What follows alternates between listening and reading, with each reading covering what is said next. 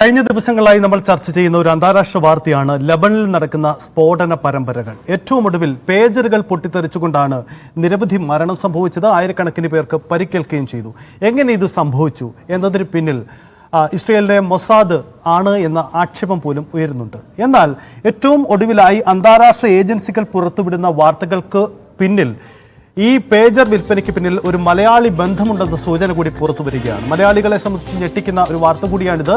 പേജറുകൾ വിൽപ്പന നടത്തിയ NOTA global limited എന്ന ഷെൽ കമ്പനിയുടെ ഉടമ മലയാളിയായ റിൻസൺ ജോസ് എന്നയാളാണെന്നാണ് സൂചന. ബ്രിട്ടനിൽ വിദ്യാഭ്യാസം നേടിയ നോർവീജിയൻ പൗരത്വമുള്ള ആളാണ് റിൻസൺ ജോസ്.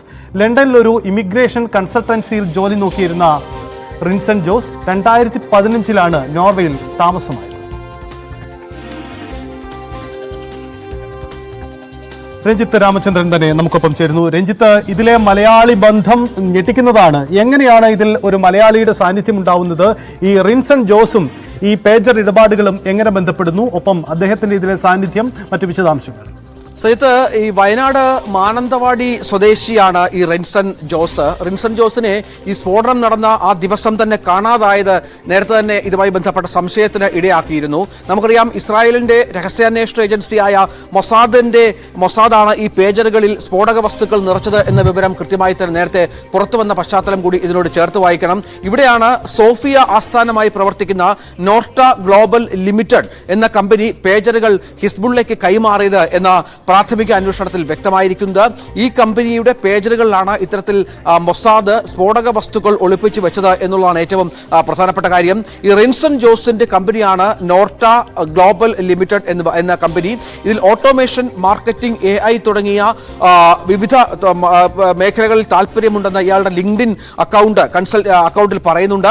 ഹംഗറി ആസ്ഥാനമായി പ്രവർത്തിക്കുന്ന ഷെൽ കമ്പനിയായ BSC കൺസൾട്ടിംഗ് ഇടനിലക്കാരെ പ്രവർത്തിച്ചാണ് പേജറുകൾ ഹിസ്ബുള്ളിലേക്ക് കൈമാറുന്നത്. ഈ ഹംഗറി കമ്പനിയായ BSCക്ക് ഈ റിൻസൺ ജോസിന്റെ കമ്പനിയാണ് പേജറുകൾ നൽകിയത്. 5000-ഓളം പേജറുകളാണ് നമുക്കറിയാം അവിടെ ഈ ഹിസ്ബുള്ളിലേക്ക് കൈമാറുന്നത്. കാരണം നേരത്തെ തന്നെ ഈ മൊബൈൽ ഫോണുകൾ ഇസ്രായേൽ ഹാക്ക് ചെയ്യാൻ സാധ്യതയുള്ളതിനാൽ ഇവിടെ ഒട്ടാകെ ഇത്തരത്തിൽ പേജറുകൾ ഉപയോഗിക്കാൻ ജനങ്ങളെ ഹിസ്ബുള്ള ആഹ്വാനം ചെയ്ത പശ്ചാത്തലമുണ്ട്. ഈ അവസരമാണ് കൃത്യമായി തന്നെ മൊസാദ് പ്രയോജനപ്പെടുത്തിയത് എന്നുള്ളതാണ് ഏറ്റവും പ്രധാനം. BSC കൺസൾട്ടിംഗ് എന്ന സ്ഥാപനം പേജറുകൾ കൈമാറുന്നതിന് ഇടനിലക്കാരനായിട്ടാണ് ഇടപാടിൽ ഏർപ്പെടുകയും ചെയ്തത്. ഈ കമ്പനിക്ക് ഒരു ഓഫീസില്ല എന്നും ഹംഗേറിയൻ വാർത്താ ഏജൻസി, അതായത് ഈ ഓഫീസുകൾ തിരക്കി ഈ സ്ഥലത്ത് ചെന്നപ്പോൾ നിരവധി ഓഫീസുകൾ, ഇത്തരത്തിലുള്ള ഷെൽ കമ്പനികളുടേതായ നിരവധി ഓഫീസുകൾ പ്രവർത്തിക്കുന്ന ഒരു സ്ഥലമാണെന്ന് വ്യക്തമായിരുന്നു. അത് മാത്രമല്ല, ഇയാളുടെ ഓഫീസ് എന്ന് പറയുന്ന സ്ഥലത്ത് പോലും, ആ കെട്ടിടത്തിൽ പോലും നിരവധി ഓഫീസുകളുടെ അഡ്രസ് ഉണ്ടായിരുന്നു എന്ന ഞെട്ടിപ്പിക്കുന്ന വിവരം കൂടി അന്വേഷണ സംഘത്തിന് ലഭിച്ചിട്ടുണ്ട്.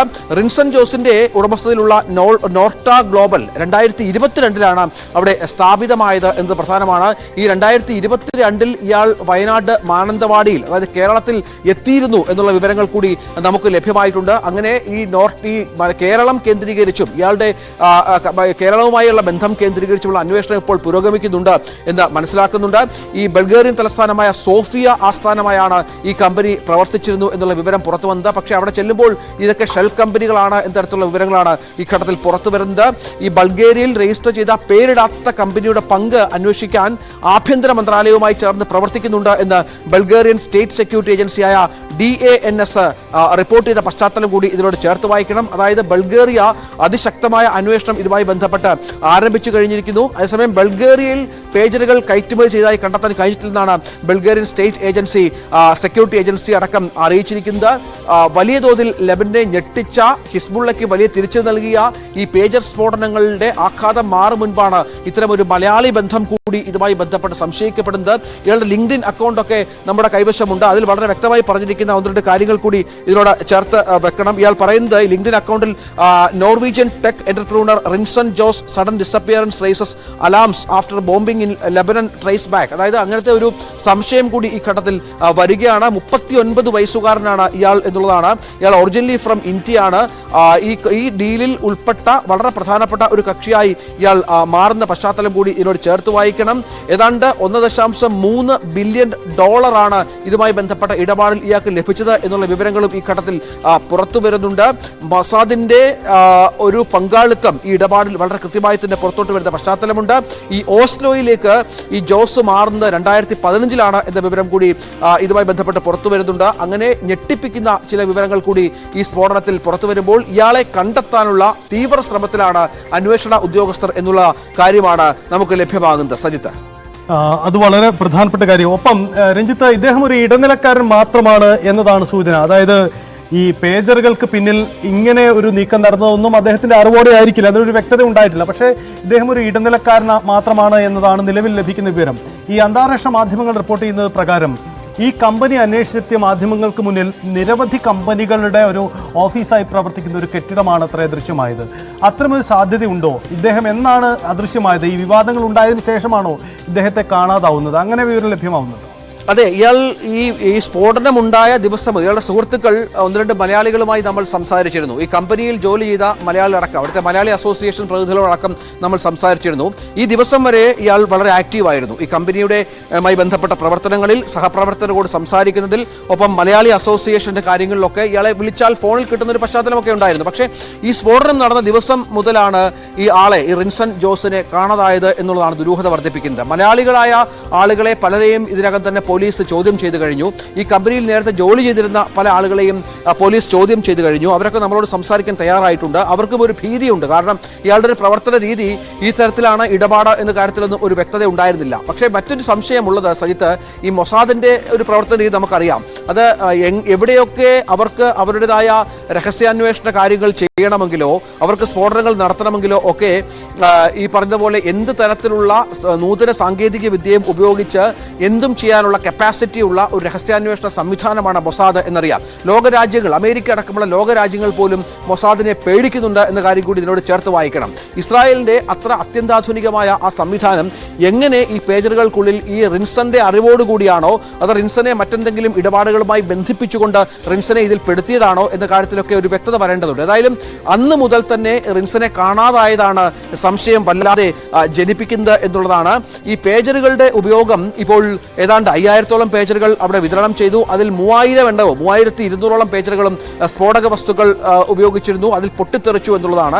ബാക്കി പേജറുകൾ ഏതാണ്ട് ഈ ജനതയോട് ഉപേക്ഷിക്കാനായിട്ടുള്ള അധികൃതർ ആഹ്വാനം നൽകിയിട്ടുണ്ട്. ഹിസ്ബുള്ള അടക്കം ഇക്കാര്യങ്ങൾ ഒരു വ്യക്തത വരുത്തിയിട്ടുണ്ട്. അവിടെയാണ് ഈ റിൻസനെ എങ്ങനെ മൊസാദ് വലയിലാക്കി എന്നുള്ള പ്രധാനപ്പെട്ട ചോദ്യം ഉയരുന്നത്. അതിലടക്കം അന്വേഷണം നടത്തുന്നുണ്ട്. റിൻസൺ മനഃപൂർവ്വം ചെന്ന് പെട്ടതാണോ അതോ റിൻസനെ ഏതെങ്കിലും തരത്തിൽ ഇതിൽ പെടുത്തിയതാണോ എന്ന ചോദ്യം കൂടി ഇതുമായി ബന്ധപ്പെട്ട ഉയർന്ന പശ്ചാത്തലമുണ്ട്. ഏതായാലും 2022 ഏപ്രിലിൽ സ്ഥാപിതമായ ഒരു കമ്പനിയാണ്. ഈ കമ്പനിയുടെ വളർച്ച അത് വലിയ തോതിൽ ഉണ്ടായി എന്ന കാര്യം കൂടി ചേർത്ത് വായിക്കണം. ഏതാണ്ട് കോടിക്കണക്കിന് രൂപയുടെ അസറ്റുകൾ ഈ കമ്പനിയുടെ ഭാഗമായി റിൻസൺ കൈകാര്യം ചെയ്തിരുന്നു എന്നതും അവിടുത്തെ അയാളുമായി ബന്ധപ്പെട്ട സുഹൃത്തുക്കൾ പറയുന്നുണ്ട്.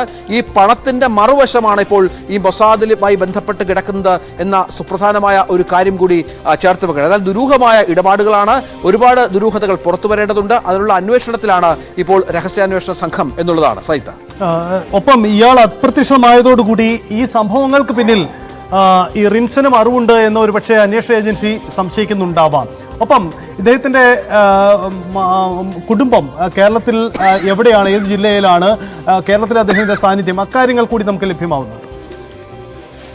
ഈ ഇതിനകത്ത് നമ്മുടെ ദേശീയ അന്തർദേശീയ മാധ്യമങ്ങൾ റിപ്പോർട്ട് ചെയ്യുന്ന അനുസരിച്ച് ഈ Norwegian tech entrepreneur Rinson Jose, അയാളുടെ സഡൻ ഡിസപ്പിയറൻസ്, വളരെ പെട്ടെന്ന് തന്നെ അയാൾ ഈ സ്ഫോടനം നടന്ന ദിവസം മുതൽ തന്നെ ഇയാളുടെ സുഹൃത്തുക്കൾക്കോ ഇയാളുടെ ബന്ധുക്കൾക്കോ ഇയാളുടെ കമ്പനിയിൽ ജോലി ചെയ്ത ജീവനക്കാർക്കോ ഒന്നും ഇയാളെ ബന്ധപ്പെടാൻ സാധിക്കുന്നില്ല എന്നുള്ളതാണ് വലിയ തോതിലുള്ള ഒരു ആശങ്കയും ഈ പറഞ്ഞതുപോലെ ഒരു ആശയക്കുഴപ്പമൊക്കെ ഉണ്ടാക്കുന്നത്. അത് വളരെ പ്രധാനമായി തന്നെ നമ്മുടെ BBC അടക്കമുള്ള അന്താരാഷ്ട്ര മാധ്യമങ്ങൾ റിപ്പോർട്ട് ചെയ്ത പശ്ചാത്തലം കൂടിയുണ്ട്.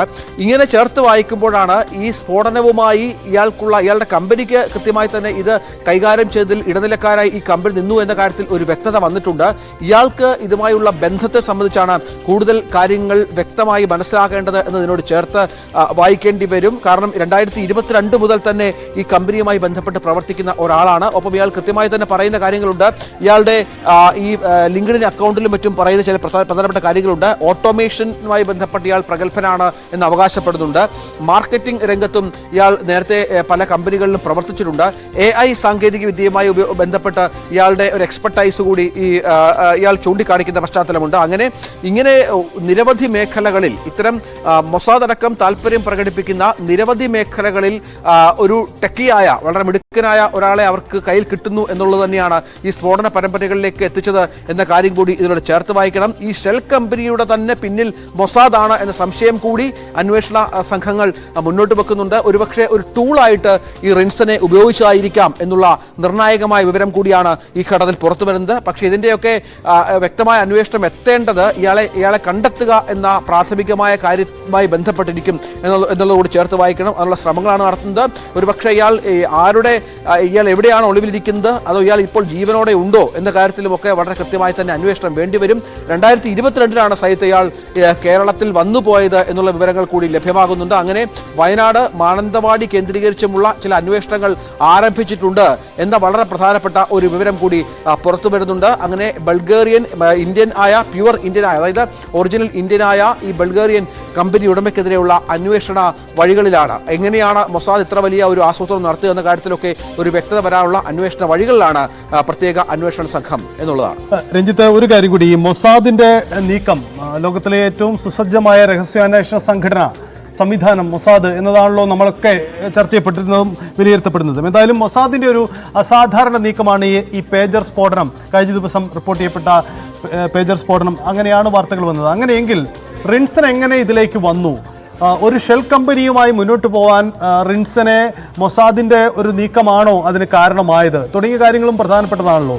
ഒരു ഇടനിലക്കാരൻ മാത്രമാണ് റിൻസൺ എന്ന സംശയം അന്താരാഷ്ട്ര മാധ്യമങ്ങൾ പങ്കുവയ്ക്കുന്നുണ്ട്. പക്ഷേ ഇദ്ദേഹം എങ്ങനെ ഇടനിലക്കാരനാവും? ഒരുപക്ഷെ ഈ മൊസാദിന്റെ നീക്കം തന്നെയാണ് ഇതിന് പിന്നിലെങ്കിൽ ഇതിലൊക്കെ വളരെ കൃത്യമായ നിരീക്ഷണവും നീക്കങ്ങളുടെ അടിസ്ഥാനത്തിലായിരിക്കില്ലേ മൊസാദ് ഈ ഒരു പദ്ധതി തയ്യാറാക്കിയിട്ടുണ്ടാവുക? നമുക്കറിയാം മൊസാദിന്റെ ഒരു ആക്രമണ രീതി, അവരെങ്ങനെയാണ് അവരുടെ കൃത്യമായ പ്ലാനിങ് നടപ്പിലാക്കുന്നത് എന്ന് നമുക്കറിയാം. ഇത്തരത്തിലുള്ള പല ആളുകളെയും ടൂളുകളായി ഉപയോഗിച്ചുകൊണ്ട് തന്നെയാണ് മൊസാദ് പലപ്പോഴും തങ്ങളുടെ നീക്കങ്ങൾ നടത്തുന്നത്. ഈ ഇറാനിലും ഇറാഖിലും മറ്റും മൊസാദ് നടത്തിയ പല വിധങ്ങളായ ആക്രമണങ്ങളുണ്ട്. ആരാണ് എന്താണ് എന്ന് മനസ്സിലാക്കാത്ത വിധത്തിലുള്ള വളരെ പെട്ടെന്ന് തന്നെ അവരുടെ കൃത്യം ചെയ്തുകൊണ്ട് മടങ്ങുന്ന ഒരു രീതിയുണ്ട്. അതിനവർ പലപ്പോഴും പല ഘട്ടങ്ങളിലും ഉപയോഗിക്കുന്നത് ഇത്തരം ഇടനിലക്കാരെയാണ് എന്നത് ലോകത്തെമ്പാടും മൊസാദ് നടത്തിയ ആക്രമണങ്ങളുമായി ബന്ധപ്പെട്ട് വ്യക്തമായിട്ടുള്ളതാണ്. പലപ്പോഴും മൊബൈൽ ഫോണുകൾ അവരുടെ വലിയ ടൂളുകളായി ഉപയോഗിച്ചിട്ടുണ്ട്. ഇവിടെയാണ് ഈ മൊബൈൽ ഫോണുകൾ ഇസ്രായേൽ ഹാക്ക് ചെയ്യാൻ സാധ്യതയുള്ളതിനാൽ അത് ഇത്തരമൊരു ആക്രമണം ഭയന്നാണ് ഹിസ്ബുള്ള ആശയവിനിമയത്തിനായി പഴയ സാങ്കേതിക സംവിധാനമായ പേജറുകളിലേക്ക് മാറിയത് എന്നുകൂടി ഇതിനോട് ചേർത്ത് വായിക്കണം. എന്നാൽ ഈ ആക്രമണം സൂചിപ്പിക്കുന്നത് ഈ ഹിസ്ബുള്ള പ്രവർത്തകർ ഉപയോഗിച്ചിരുന്ന ആയിരക്കണക്കിന് പേജറുകളിൽ ഈ സ്ഫോടക വസ്തുക്കൾ വെക്കുക എന്നുള്ള സംവിധാനത്തിലേക്ക് മൊസാദ് എത്തിയ ഒരു സംവിധാനമാണ്. അതായത് US കേന്ദ്രീകരിച്ച് പ്രവർത്തിക്കുന്ന സുരക്ഷാ വിദഗ്ധൻ ദിമിത്രി അൽപറോവിച്ച് പറയുന്നത് ചരിത്രത്തിലെ തന്നെ ഏറ്റവും വലിയ ഒരു സപ്ലൈ ചെയിൻ ആക്രമണങ്ങളിൽ ഒന്നാണ് ലെബനിൽ നടന്നത് എന്നുള്ളതാണ്. കാരണം ഇത്ര വലിയ ഒരു അക്രമ സംഭവം, നമുക്ക് ഈ പുറത്തു വരുന്നത് 37 മരണം മാത്രമാണ് എങ്കിൽ പോലും 3000-ന് മുകളിൽ, അതായത് 4000-ഓളം ആളുകൾക്ക് പരിക്കേറ്റുണ്ട്. ഈ പരിക്കുകളൊക്കെ അതീവ ഗുരുതരമായ പരിക്കുകളാണ് സഹിത്ത്. കാരണം പലരുടെയും കൈ നഷ്ടപ്പെട്ടവരുണ്ട്, കണ്ണ് നഷ്ടപ്പെട്ടവരുണ്ട്, മുഖം പൂർണ്ണമായും നഷ്ടപ്പെട്ടു പോയവരുണ്ട്. അങ്ങനെ അതീവ ഗുരുതരമായ പരിക്കാണ് ഈ പേജറുകൾ ഉപയോഗിച്ചിരുന്ന ആളുകൾക്കുണ്ടായിരുന്നത് എന്നുകൂടി ഇതിനോട് ചേർത്ത് വായിക്കണം. അങ്ങനെ ഈ ഒക്ടോബർ 7-ന് ഗാസയിൽ ഇസ്രായേൽ ആക്രമണം ആരംഭിച്ച സമയത്താണ് തങ്ങളുടെ അംഗങ്ങളോട് ഈ ഹിസ്ബുള്ളയുടെ ആക്രമണ സാധ്യത ഉള്ളതിനാൽ മൊബൈൽ ഫോണുകൾ ഉപയോഗിക്കരുതെന്നും പകരം ഹിസ്ബുള്ള പറഞ്ഞത് ആശയവിനിമയത്തിലെ പേജുകൾ ഉപയോഗിക്കണമെന്നും മറ്റും ആവശ്യപ്പെട്ടത്. ഇതിനിടയിലാണ് ഇസ്രായേലിലേക്ക് സ്ഥിരമായി ഈ ഹിസ്ബുള്ള മിസൈലുകൾ തൊടുത്തുവിട്ടു തുടങ്ങിയത്. അപ്പോൾ ആ സമയത്ത് തന്നെ ഇത്തരം ചില ആസൂത്രണങ്ങൾ ആരംഭിച്ചുവെന്നും 1 വർഷം മുമ്പ് തന്നെ ഇതിൽ തയ്യാറെടുപ്പുകൾ നടത്തിയെന്നുമാണ് മനസ്സിലാകുന്നത് മൊസാദ്. അങ്ങനെ നോക്കുകയാണെങ്കിലാണ് ഇത്തരം റിൻസനെ പോലെയുള്ള നിരവധി ഇടനിലക്കാരെ ഉപയോഗിച്ചുകൊണ്ടുള്ള നീക്കം മൊസാദിന്റെ ഭാഗത്ത് നിന്ന് ഉണ്ടായി എന്നത് വ്യക്തമാകുന്നത്. അതിനെ തുടർന്നാണ് ഇത്തരം സംഭവങ്ങൾ റിപ്പോർട്ട് ചെയ്യപ്പെടുന്നത്. ഇവിടെ ഇനിയും ഇത്തരം ആക്രമണ സംഭവങ്ങൾ ആവർത്തിക്കുമെന്ന പേടിയിലും ഭയത്തിലുമാണ് ആ ജനത കഴിഞ്ഞു പോകുന്നത് എന്നുള്ളതാണ്.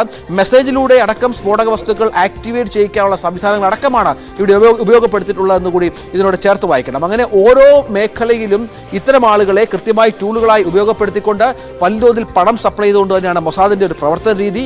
അതുതന്നെയാണ് ഇവിടെയും സംഭവിച്ചിരിക്കുന്നത്. അതൊരു പക്ഷേ ലോകം കണ്ട ഏറ്റവും വലിയ ഒരു ചെയിൻ ആക്രമണമായി മാറി എന്നുള്ളതാണ് ഇതിന്റെ ഒരു ദുരവസ്ഥ. സൈത്ത്, അത് വളരെ പ്രധാനപ്പെട്ട കാര്യമാണ്. എന്തായാലും ഇത് എല്ലാവരെയും ഞെട്ടിക്കുകയാണെന്ന ഒരു കാര്യം കൂടിയായി മാറുകയാണ്.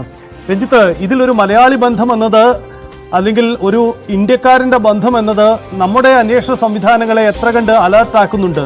അത്തരം എന്തെങ്കിലും നീക്കം നടക്കുന്നുണ്ടോ? സ്വാഭാവികമായും അത്തരം അന്താരാഷ്ട്ര ആലോചനകളും നീക്കങ്ങളും ഒക്കെ ഒരുപക്ഷെ നടന്നു കാണുമായിരിക്കും.